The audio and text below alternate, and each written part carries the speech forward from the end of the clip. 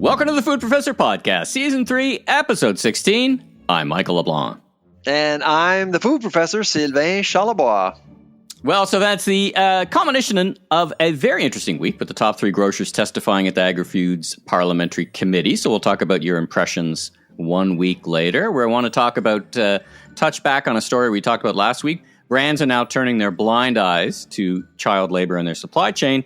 And our very special guest is Tom Margeson from Montag PEI, telling us all about his delicious Superfruit concentrated berry products. Yummy. And Tales of the Dragon. Yeah, he was on Dragon's Den. It's a fun interview because we get an idea from Tom what it's like to be on the other side of the deal, so to speak. And his products are just wonderful. We tried them last year in our trying stuff episode. Yeah.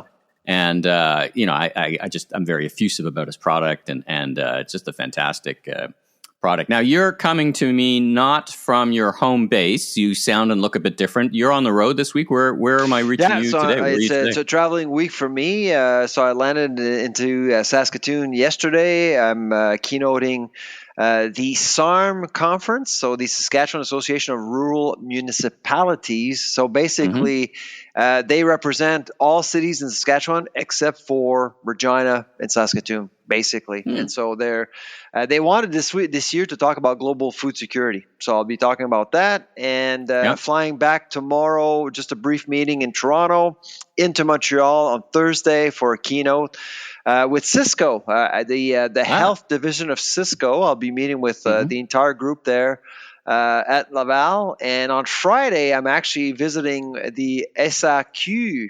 As you know, they've been very successful and they provide a healthy dividend to the government. And so I've been invited to visit them on Friday. So I'm looking forward to it. Yeah, very well respected merchants. I mean, they're very good at what they do. All right, well, I know you're a fan of movies. I know you're a fan of the Oscars. And, so I wanted to talk to you about the Parliamentary Committee more in kind of the sounds of Hollywood. That's right. We are going to give out the Oscar Awards. Well, you were there 2 weeks ago. That's right. I was in Hollywood. I was looking at the broadcast, figuring out maybe I'm going to see Michael somewhere, Well, we are going to, I actually saw some of it in the pre-taping. So we are going to give out some Oscar awards ourselves here. Yes. Let's start. Oscar for the best overall performance by a grocery CEO goes to Michael Medline. Well, I've met all three, and so I think all three of them were very authentic, genuine, and thorough, in my opinion. But Michael, to me, has a much tougher job. Sobeys is not an easy company to manage, and I thought that really he stood out because he was very clear in terms of his support for the code. Others weren't necessarily clear, and I appreciated that, and I think that the committee also appreciated that. So I gave him an A, actually, as a professor. I gave him an A as a grade, and close second, I would say that Galen Weston did also very well. He was in the room too, and frankly, he kept calm despite all the attacks, and frankly, the 12 minutes that Jagmeet Singh had was a complete waste of time. We'll get to that. We got other awards coming up. We'll get to all the awards. So we got all the awards. All right. Oscar for the best screenplay by a grocer. Opening statement. Each of the grocers had an opening statement. Which one did you like the best? The Oscar goes to Galen Weston. I think he was very Galen smooth. Weston. Congratulations, Galen Weston. Come on up here. Get your award. There we go. All right, I thought he was very scripted. I think everyone knows that, but he's obviously under a lot of pressure. He's heading the largest private employer in the country. Yeah, but I thought he did very well. I mean, he was very polished and calm, and that's what he needed to. He was what he needed to be last Wednesday for sure. All right, Oscar for the parliamentarian with the best screenwriting questions, non-fiction. Best questions, non-fiction from the parliamentarian. Which one of them stood out in your minds? Well, John Barlow, I thought John Barlow really nailed it when he actually used Jagmeet Singh as a target. He was a member of the committee and basically decided to criticize the NDP and Jagmeet Singh for for his support of spending policies, which got to the situation we're in with inflation. So I thought it was that was a good move there. Oscar for the best fiction writing by a parliamentarian goes to Mr. Morris, I believe. Okay. Mr. Morris from the Green Party was invited at the last minute, and his question was so bizarre. I mean, it was it was basically just assumed that grocers were gouging, and he was talking about a windfall tax, and he embraced the whole notion of excess profits, which still I have no idea what that means. Do you know what that means, Michael? Excess profits? Maybe you know. I don't. I did not study excess profits at school. It was not in the textbook. I think it's just it's just nonsense about excess profits. But I think he was the last. He was the last person to ask a question. But I thought again, his question. He was given 2 minutes, and he shouldn't have. Yeah, whatever it was. All right, last Oscar here, best supporting actor. Now I have a nomination for that. It's the little kid that was working hard on his schoolwork in behind the testimony. Did you see the little kid working on his? He was in the background of some of the MPs. Yeah. There's a little kid there. So, no, I didn't see that. I'll put a link to a picture and I'll send you the picture. It was very funny. He was looking. Behind who? He was behind one of the MPs in the background, and he was working hard on his homework and talking to. I think he was talking to his dad. Really? That's interesting. Best Oscar for supporting. So, all right. So there we go. That was our Oscars. Yes. Now, let's get on to some more serious stuff. So I wanted to follow up on a story we talked about last episode, immigrant child labor working at big brands and food processing plants, somehow unbeknownst to the brand owners. So as things happen in America, things happen very, very fast. We've talked about that before. The Biden administration jumped right in. In a matter of days, Packers Sanitation Services paid a $1.5 million penalty for employing children as young as 13 in dangerous jobs in meat processing plants, Tyson Foods, and so these are all this secondary, and it was 8 states. So it was systematic. I mean, how do you not know? Like these 13-year-olds were cleaning food processing from like midnight till 8 a.m. and then going to school stuff. And then anyway, I thought we'd be farther ahead than that in the food business, but there you go. Let's move on to happier things. So the lab has been busy. You've got a new report on customer service, and I went through the results, and looks like some good results for grocers. What was it? 80, almost 90% of consumers with happy with the way grocers deal with their complaints, if I kind of frame it that way. But tell us about the report and what you found out. Yeah, it's a bit of a tease because we're actually going to be releasing the full report next week. But I must say, I mean, grocers should be happy about how Canadians see them deal with complaints. And of course, the most common complaint are errors on receipts. And I was shocked to see 67% of Canadians actually have seen at least one error on their receipt in the last year. That's a lot of people. I've seen errors myself. I don't know about you, but and it seems as though every time someone saw an error and reported it, that report was well dealt with the majority of the time. So I think grocers are still seen as people who do deal with complaints, recall products, problems with a product, a damaged product. They seem to be seen as good caretakers, people who actually listen to customers. And I mean, I think grocers need a feel-good story, and that would be one. Let's take a break from the news and let's get to our excellent interview with Tom Margeson from PEI. Well, we have a special guest today for our episode. It is Tom Margeson, President and CEO of Superfruit Purée. I've actually had a chance to meet Tom over lunch. I know his story, but most people don't. So I wanted him to join us for the podcast. Tom, welcome to the podcast. Well, thank you very much. It's a pleasure to be here. And again, we had lunch a couple months ago and talked about the product, and I'm just happy to be on my first podcast ever. This is your first podcast ever? Wow, first ever. Yeah. There's like 20,000 podcasts about You get a time you got badge. invited. But this Yeah, is you the get a one badge. you want to be on. This is the I know. one you I want to be held on out. for sure. I held out. Yeah. Well, listen, Tom, tell us about yourself. I mean, Sure. your story is just incredible. So don't hold back. Just tell Okay. us all the goods, your story, and how you got involved with the company. Sure. Yeah. No. So, my whole career, 99.9% of it was in CPG, grocery. I started my career at Sobeys, worked my way up through the chain into the head office, and then jumped over into sales.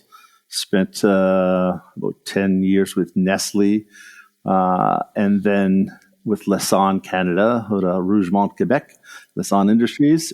Vice president for Lassonde, ran Atlantic Canada and the Sobe national team. My whole career was corporate. And when I finished up with Lassonde, I was doing some marketing work with Revolve in Halifax. We were building a site for one of the brands. And Phil Otto said, I got a client that's got this product and he doesn't understand grocery. Can you talk to him? I'm always happy to talk to people about grocery items. And I said, who is this? And he said, well, it's Peter Kohler. I said, the window guy? And he goes, yeah, the window guy. So I said, sure. So Peter had bought this company. I'll come back to that in just a few minutes. And, he had built his whole career and his wealth on building superior windows, sold the company 10 years prior and was enjoying his retirement, always conscious of what he was eating and very health conscious, was buying this product at Metro in Ontario, and then he couldn't get it anymore. And so he called the company in Montague, PEI. I'm actually in the building right now at our plant. And that's where you are right now? That's where I am right now. Beautiful Montague, PEI, where the snow is going to be coming shortly, but that's okay. Yeah, Northeaster, gotta love That's them. right, yeah. So anyway, so Peter came down and bought the company in a receivership, and then he approached me and said, can you come and fix the brand? And okay, so what are our budgets? I'm coming out of a corporate world where you work on budgets and forecasting and that type of thing. He's just fix the brand, whatever you need to fix the brand. So it was kind of interesting. At that point in time, there was one product and one bottle and one package, and the plant was designed around this whole bottle. So I got involved. And a year later, we had launched the second product in the second flavor, which was blueberry cranberry. So we make this blueberry puree. It's 100% blueberries. There's no additives. There's no preservatives. There's no chemicals. We use a patented process called Tech Mesh. Gives us a 2-year. Yeah, your list of ingredients is pretty simple. Pretty simple. And when you look in the grocery store, try to find items that have less than 3 ingredients. Pretty hard. Well, ours has 1, unless you get one of the flavors, and then it has 2: blueberries and strawberries, or blueberry and cranberry, or blueberry and haskell. So we make this unbelievably pure, better for you product, and by using our process that came from Ukraine, we get this long shelf life without any change to the nutritionals. And it's really easy for people to use, to have, fresh fruit in a bottle, lack of a better word, all year long. Right? It's pretty cool. So back for a second. So this was 2018 when I came on board just as a contract employee. And a year later, Peter passed away suddenly. And I spoke to him the month before he passed away, and I said, what's the plan? Like, you're pouring money into this company. We're still a long ways from breaking even. And he said, just keep doing what you're doing. There's a plan B in place. Don't worry about it. You're doing a great job. Just keep pushing. And okay. So, and a month later, he doesn't wake up. So shocked us all dramatically. And we found out a few months later that plan B is that he had changed his will and left the company to me. Wow. So myself. Were you surprised? Oh, very much so. Like who does that? Like who does that? Right? He obviously. Peter has children, correct? Yeah, he does. Yeah. Yeah. And they were involved with a lot of other things. Michael's quite involved with the QE2 Foundation, that type of stuff. So he, very involved in the community, and they're great guys. He's lost one son since then. Perry passed away a year ago. So Michael and his mother left. But this was something that he just wanted to let people who had some consumer packaged goods experience fix. So I decided to take it on just as COVID was hitting. Yeah, there you go. Take on a company when COVID starts from another 2020 province. was not the easiest year for you, I suspect. No, it was, and I live in Halifax, so we're running a facility from another province. Not hard to do, but it really showed the strength of the team that we have here. And we went into R&D mode. We just went, let's develop more flavors, let's develop more packaging, let's develop, simpler ways for people to use our product, because the glass bottle is confusing. It's a barbecue sauce bottle. It's a salad dressing, and what the heck is a puree? So we came up with a squeeze bottle and a 250 ml. Really simple. People put it in their hand. They know what to do with it. And then with COVID, you couldn't demo anymore, right? So how could we get people to try this product easily? So we created these solo tubes, 1 ounce tubes, and that's really taking on a whole life of its own, which is pretty cool. So yeah. Yeah, my kids love those tubes. Yeah, they're just wonderful. Yeah, and Mike and I actually tried some of your tubes when we were doing our trying stuff segment Right. about a year ago, I suppose. Yeah, that was about a year ago. We tried it, and I was blown away. I added a little bit onto like a smoothie bowl with yogurt and granola, and wow, what a pop of fresh flavor! Like the freshness of the flavor really surprised me. So it's really amazing. Yeah. So how does the innovation process work at Superfruit Pure? How do you select your ingredients? How do you work with your team in developing new ideas? That's a great question. We have our plant is a BRC GS certified food safety plant. So what does that mean? Kind of nothing to the average consumer, but to buyers around the world, it shows our commitment to food safety. But what that also means is that if, Tom has 10 acres of blueberries down the road and I'd like to buy them from myself, unless I have all of the proper paperwork and documentation on what was sprayed around those fields, what was sprayed on those fields, if there was any, fungicides or anything. You don't put fertilizer on wild blueberries; they grow naturally, right? But you try to keep the grass down and all that fun stuff.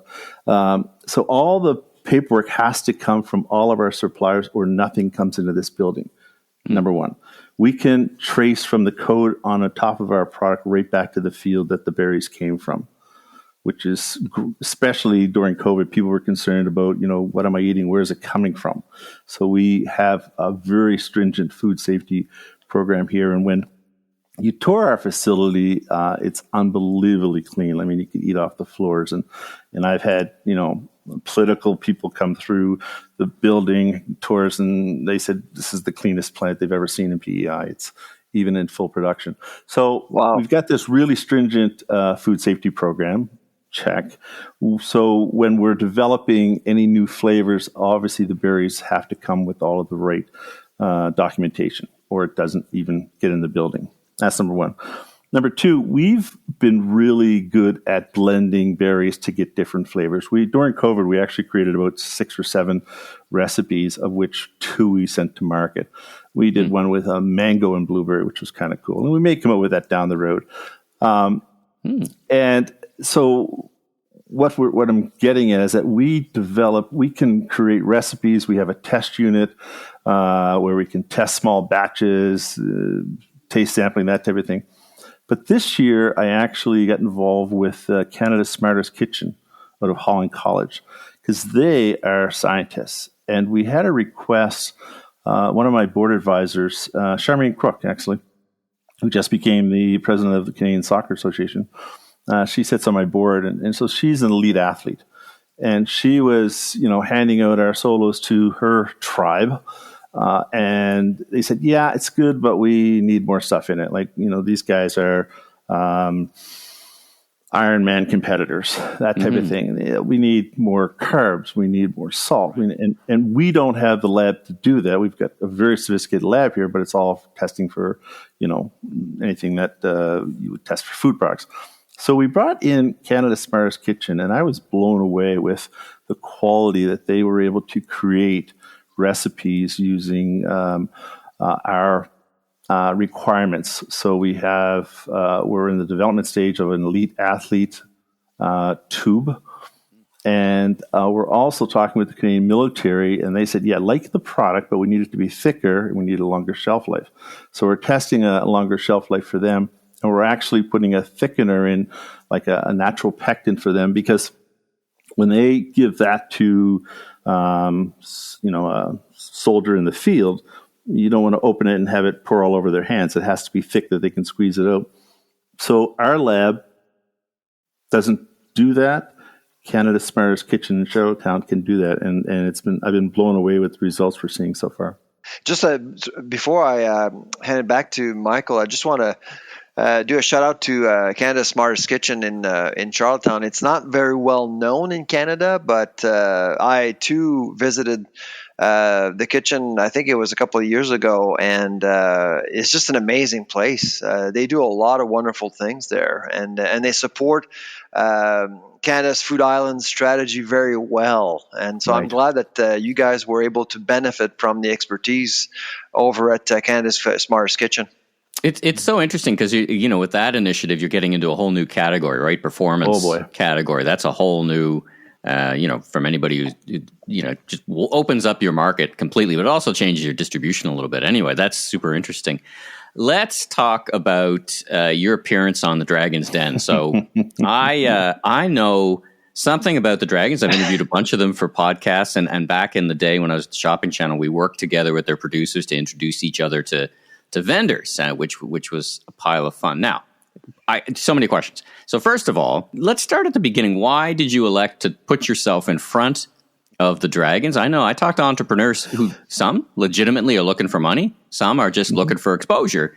Take us through what your thought process was, and then tell us all about your experience. I had people, right from the day I stepped into this building tell me, oh, you should get this on Dragon's Den. And I don't have the time for that. And then the more I thought about it, I was saying, yeah, okay, that kind of makes sense. I guess a year and a half ago, Christmas time, I'm watching it on, and I just grabbed my computer and I said, I'm just going to do this. Let's go. Because it is the most cost-effective way to get your brand on national television in Canada. Right. So it's not necessarily about the money. It's about the brand. Anyway, it was hilarious. So I started filling out the application because there is a cool story, the backstory that goes with this. And we're turning the company around and making more products. And then it said, grab your cell phone and take a 30 to 60-second video of yourself. We'd like to see what you look like on TV. And I'm saying, yeah, I'm not going to do that. So I thought, how am I going to do that? So anyway, I sit on another board, and they do podcasts. I've never been on any of their podcasts, but they have audio, visual, and that type of thing. So I reached out to the president. I said, I'd like to go into a grocery store, walk up to a display, and start talking about my product.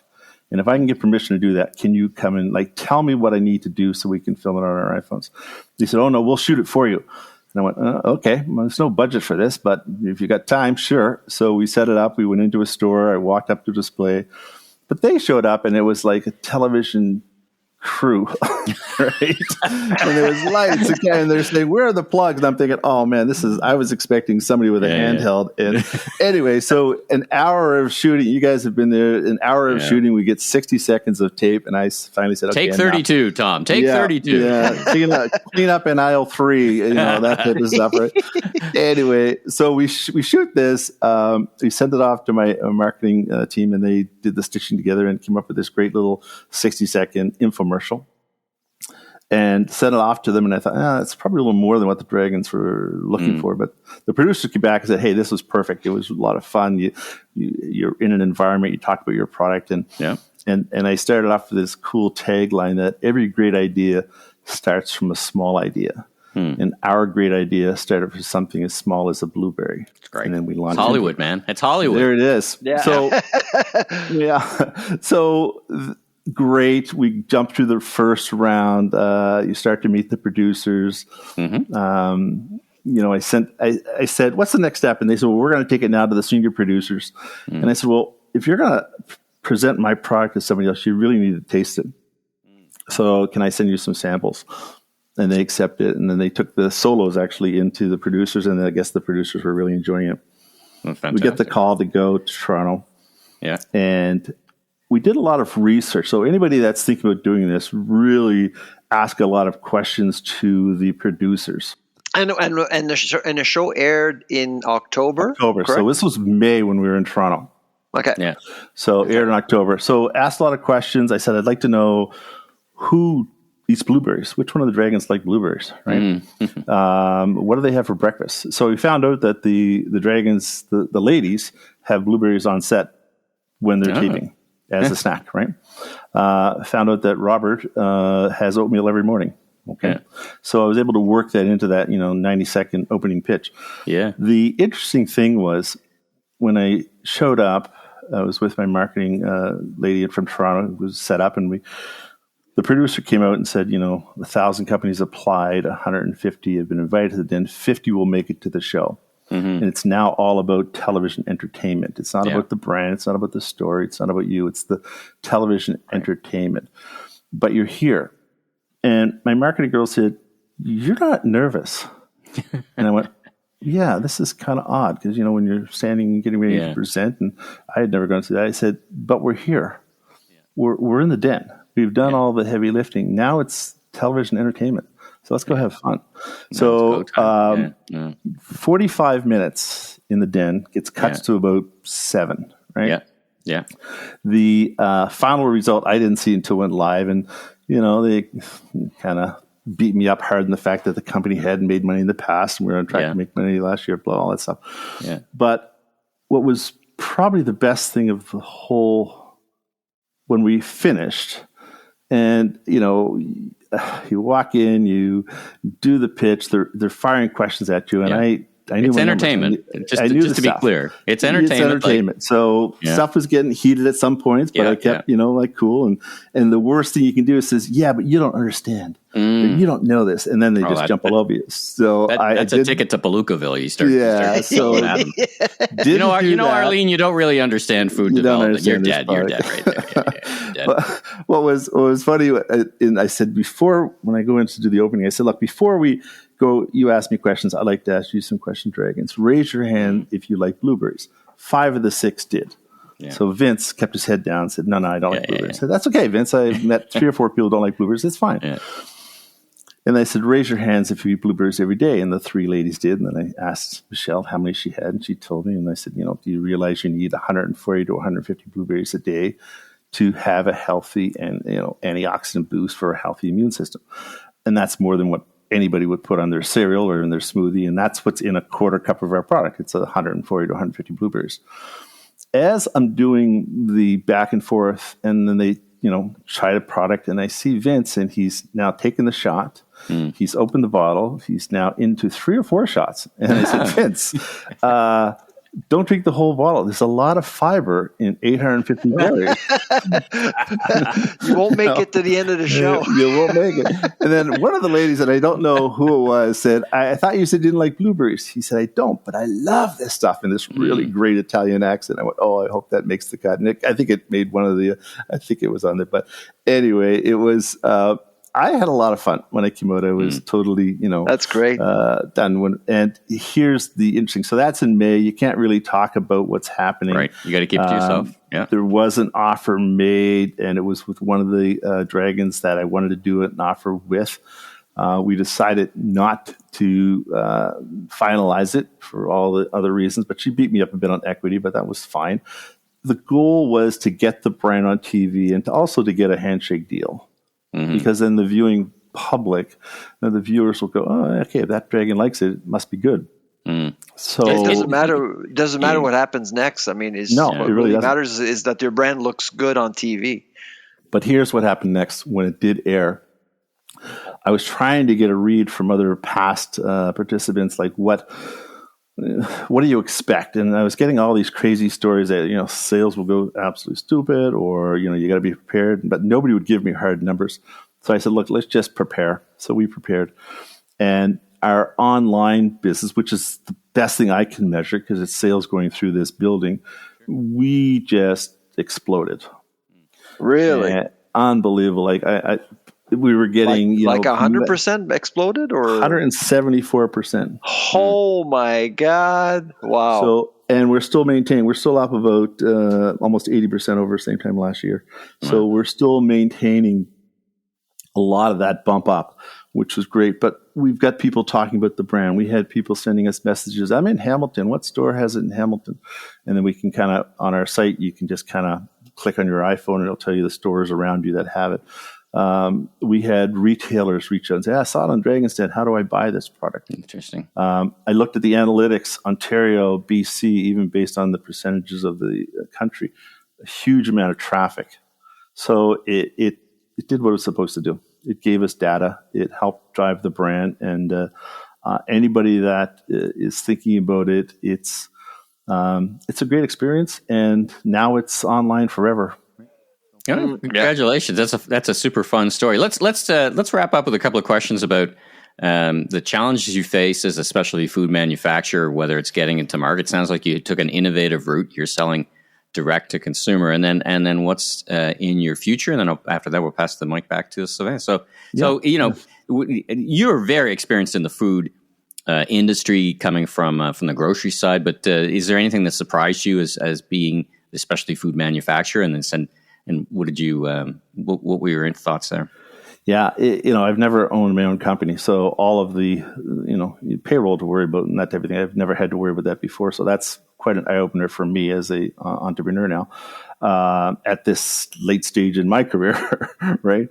But with everything happening in the food industry now, with the rising costs, like we're still getting increases on packaging and that type of thing. And yet we can't just pass it on to consumers because of, the pressure that people are under. My product is a premium product. So on Amazon, we're out at $14.99 for a bottle. Sobeys, Loblaws has it $12, $13 in that range. Whole Foods has it in the $13 range. That's a tall ask to have somebody to purchase that if they've never tried the product before. So, we have to do more at marketing our product and getting the solos out so people can sample it. So getting involved with marathons, getting involved with that type of stuff. So it has really been roll up the sleeves, get your hands dirty. I actually did the food safety training program a couple of weeks ago because I said, I need to get on the line. I need to understand what's happening more out back there. We're working on this major contract right now for a U.S. company, and they may need more hands, right? We're hiring people. We're having difficulty in Montague PEI, but we are getting more and more qualified people reaching out to us, partly because of Dragon's Den, partly because we've tapped into the Newcomers Association. And so just getting the facility running super efficient is key. This has been an amazing learning curve for me. I don't feel like I'm in my mid-60s. I feel like I'm in my mid-40s, right? So that's a good thing. Well, it's probably because you eat your own puree. Yes, that's right. With lots of fiber. That's right. Good for you. That's good for you. Exactly. Listen, Tom, where can we learn more about Superfruit Puree and its products?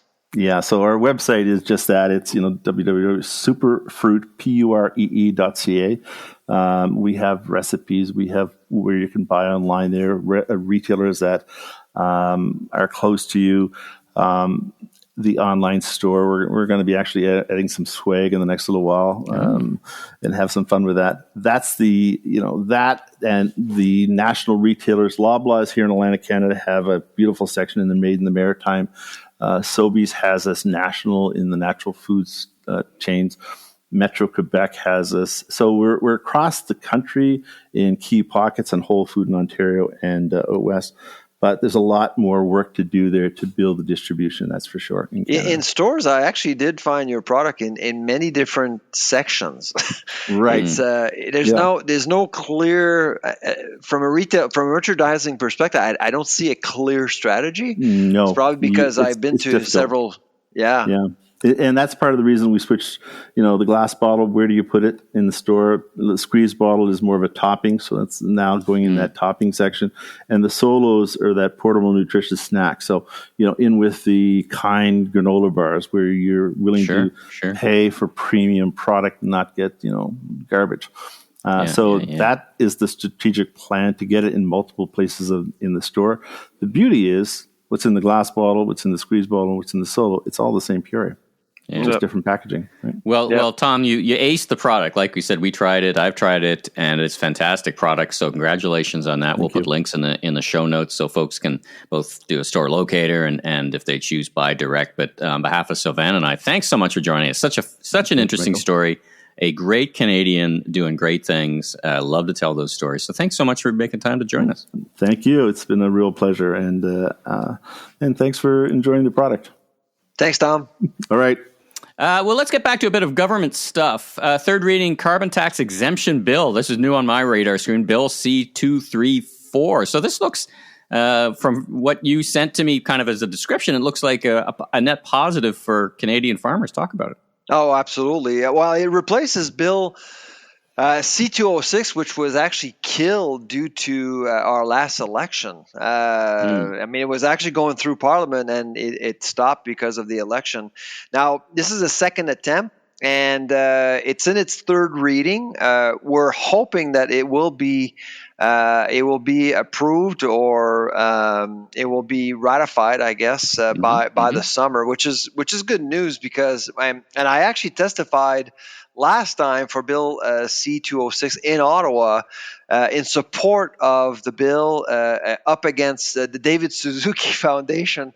And that was a really interesting debate, by the way. But they don't feel – I mean, here's the deal with the carbon tax. Farmers are at a disadvantage because they really can't pass on extra costs. They just can't. So for the listeners, it's commodity pricing, right? So they can't price per farm or anything. It's price taking. So they can't really set prices. Whereas if you're in processing or in distribution, you're more in control of the supply chain. Farmers aren't. World markets negotiate for them, so they can't really. So if they actually have to pay a tax, they're at a disadvantage compared to other farmers around the world. So this is a really sensitive issue, especially where I am right now here in Saskatchewan. And my guess is that we'll be talking about this today. And frankly, it would be good news for farmers to be exempt. Now, the urban way of thinking is often, well, everyone has to do their fair share, everyone has to pay, and that's the approach of the David Suzuki Foundation. But I find that approach to be ill-advised due to supply chain economics that do actually change from farm to plate. It's just not the same thing. You have to look at different nodes of the supply chain very differently. Well, given that it's in third reading, notwithstanding, a snap election, it comes from an independent MP, an independent member's bill. Very, very, as you know, very rarely becomes law, and this is an MP from Ontario. So this is not from the prairies, which is really interesting.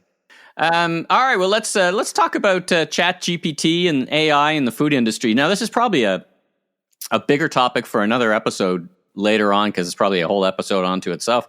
But where are you thinking there's a role for this AI in the food industry? What's on your mind about that? I don't know. I think OpenAI and their product ChatGPT is taking the world by storm. I mean, in November they decided to offer this demo for free to the world, and since then, I don't know about your world, but in academia, it's the talk of the town. I mean, everyone's wondering how is this going to change the world, and frankly, I've been thinking about this since November and trying to understand exactly how the food industry could be impacted by OpenAI's ChatGPT and other chatbots out there. I mean, really, Michael, when you think about it, for the first time in history, AI is being retailed to the public. I mean, we all have access to this free thing, and we can actually generate content using AI. And people, my guess is that people are getting a better appreciation for what AI can do to them. And so perhaps it will actually get the food industry, which we all know has been slow in adopting AI versus other sectors, could actually embrace AI a little bit more, knowing that people appreciate and know what AI can do. Now, what AI cannot do, it cannot create knowledge. It doesn't, not yet at least. Now, AI doesn't have ethics or morals, and food is all about ethics and morals today. So it's going to be interesting to see how AI can actually transform the food industry as a result of the public being more acquainted with the powers of AI. I mean, it's just a theory. It's just a theory. Yeah. That's what I do. I'm an academic. I can talk. I can think. Posit theories. Yeah. Yeah, I can think about all these things. What do you think? Do you think that there's a potential to? Because in farming, like where I am in Saskatchewan, AI is a reality for a quarter of farmers out there. They've been using AI for 15, 20 years. In processing, a lot more, but in distribution and retail, not so much. And in retail, this compromise between technology and traditions and culture has always been. It's been unclear and tense at the same time. Grocers don't want to compromise traditions and culture because it's food. But maybe at some point, perhaps there's a way to use AI to, deal with best before dates, deal with optimizing your menu to get the best price possible. What do you buy when you host people who are are allergic to gluten or are vegans, and how do you optimize all that menu? I mean, AI can do that all for you. I mean, I think there's now 5 cookbooks entirely designed by AI now. So interesting.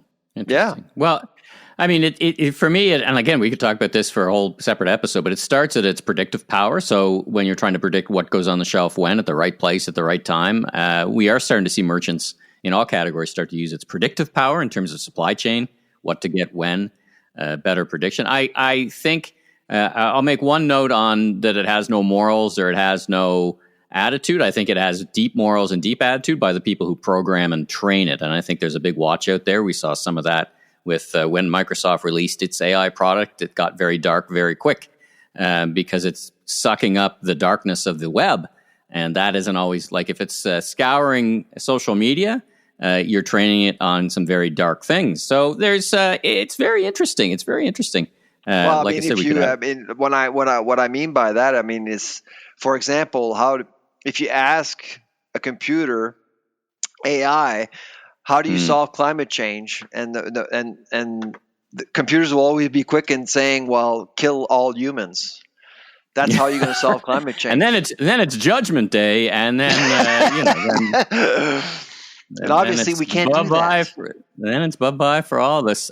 Speaking of judgment and judgment days, let's talk about Ukraine quickly. It's interesting. Tom mentioned that his process was Ukrainian. Did you catch that? As the process was created in Ukraine. Now, Russia has offered to extend the Ukrainian grain export deal, which expires in 5 days. It's a big deal. I was reading in New York Times how most of the farmers are finding their fields sowed with anti-personnel mines and tank mines. Yeah. So, it's just a horrible situation. But it's not just about Ukraine. It's about Russia. Russia needs the Black Sea, and so Russia needs a deal. But it doesn't want to please Ukraine all that much. but Russia also has Russia to serve as well, and so so we're talking. This has been very difficult. The problem with this deal is that if there is some uncertainty to the extension of the deal, guess what's going to happen?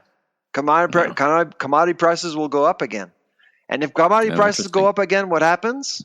Food prices will eventually go up again. That's the problem, and so that's why I've been following the situation very closely. Yeah, no doubt. And people again say, "Oh, well, it's just a grain deal out of Ukraine." No, this is a big deal. I mean, if there's a lot of stuff going on in agriculture there, and so we need the product in order to keep things calm globally. And so hopefully, I think it's going to be extended, but Russia's yo-yo approach. Let's give them 30 days, 60 days, and see what happens. Come on. Let's commit here. Because we all know, China is your ally. You don't want to say it, and China doesn't want to say it. But China, it's all about China and U.S., really. When people talk about Ukraine, but it's really about who's going to be winning the Cold War. There's a Cold War going on between the U.S. and China. And China is going to be playing the peace. I think China is going to be the peacemaker for Ukraine eventually. Well, anyway, this Ukraine, of course, we'll be talking about it. So it would be interesting to keep a tag on that for our audience who's interested in the food stuff. I wanted to end off with this kind of fun thing. Your favorite food retailer, who's not in Canada, Aldi, needs to take a closer look at their packaging, which was supposed to be marshmallow, bunnies, and chicks. Though I'll post a picture of it. Looking at the end result, I think they misspelled chicks. And others on Twitter have said the product is reflective of their hard discounting position. How on earth does this kind of stuff happen? Now, if you're listening and you're wondering what we're talking about, we'll put exactly. There are things that we can't mention on the podcast. You're not listening to the Joe Rogan podcast here. That's right. It's a family oriented podcast. All right. So listen, it's been a fun episode here. I thought I'd take us out with one of the award-winning soundtracks from the Oscars. I'm Michael LeBlanc, consumer growth consultant and podcaster, and you are? I'm the food professor, Sylvan Charlebois. There we go. There's the soundtrack from one of the big award winnings, All Quiet in the Western Front. That's right. My prediction, this will be as familiar as the Jaws soundtrack, or remember the Exorcist soundtrack. Very compelling. So I thought I'd add it to our special Oscar edition here. All right. Well, listen, have safe travels. You're on the road, safe travels. And we look forward to speaking next week where our cavalcade of amazing guests continues. So until then, safe travels and thanks everybody for listening. Take care.